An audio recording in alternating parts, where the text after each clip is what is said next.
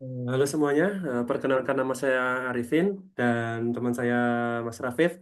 Di sini kita akan mempresentasikan UTS yaitu mata kuliah Cloud Computing.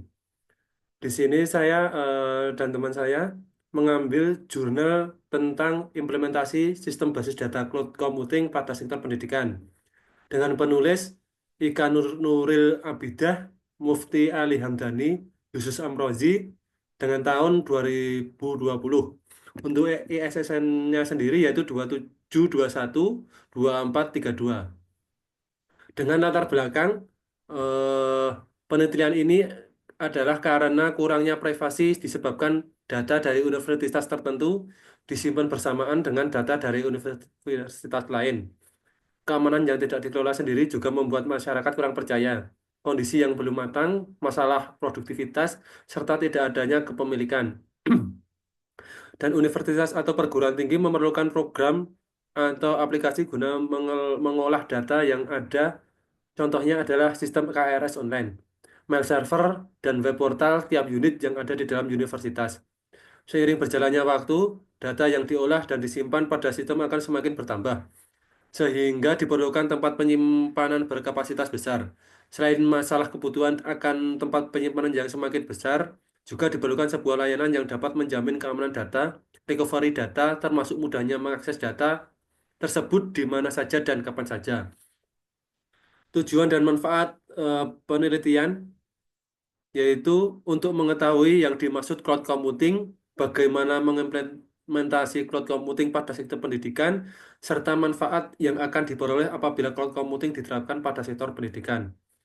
Di sini metode yang diambil yaitu yang digunakan adalah deskriptif, kuantitatif, kualitatif, yaitu mendeskripsikan tentang sistem basis data cloud computing serta implementasinya dan manfaat dari cloud computing.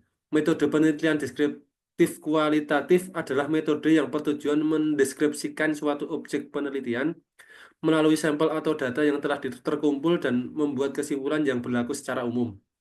Metode ini dipilih karena penulis dapat mendeskripsikan sekaligus menganalisis berbagai masalah data dan sumber informasi yang didapat.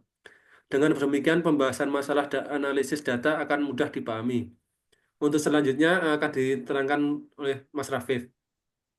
Ya, saya lanjutkan. Terima kasih. Saya di sini akan melanjutkan dari analisis dari jurnal tersebut.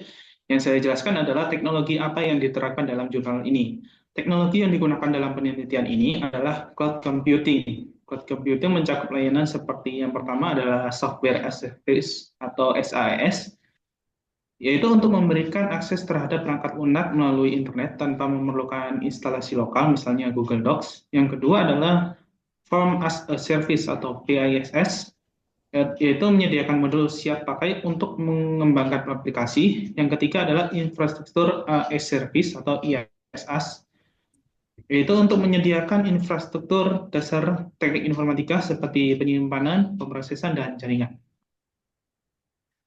Untuk berikutnya adalah hasil penelitian yang sudah kita analisis, yaitu cloud computing memiliki manfaat utama dalam sektor pendidikan, seperti yang pertama efisiensi dan efektivitas untuk meningkatkan mutu pembelajaran dan manajemen data. Yang kedua, aksesibilitas data dapat diakses kapan saja dan di mana saja selama terhubung dengan internet. Yang ketiga adalah keamanan, yaitu penyimpanan data lebih aman dibandingkan media fisik. Berikutnya adalah penghematan biaya, mengurangi kebutuhan akan perangkat keras tambahan. Implementasi cloud computing dapat mengurangi risiko kehilangan data karena bencana dan mempermudah pengolahan serta penyimpanan data yang terus bertambah di institusi pendidikan.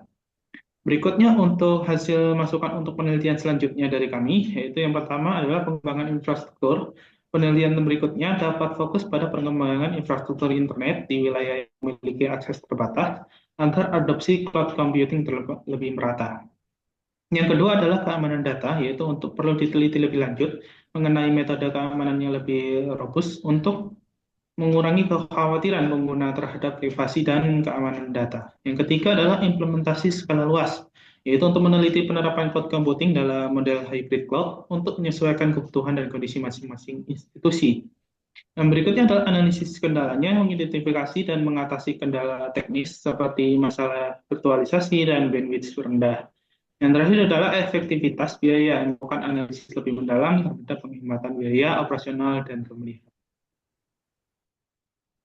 Itu saja dari analisis jurnal yang bisa kami sampaikan. Untuk link jurnal dan untuk presentasi yaitu di YouTube akan ada di situ. Saya dari kelompok ini, saya Rafif dan teman saya Mas Arifin dari mata kuliah Cloud Computing. Saya akhiri. Assalamualaikum warahmatullahi wabarakatuh. Waalaikumsalam.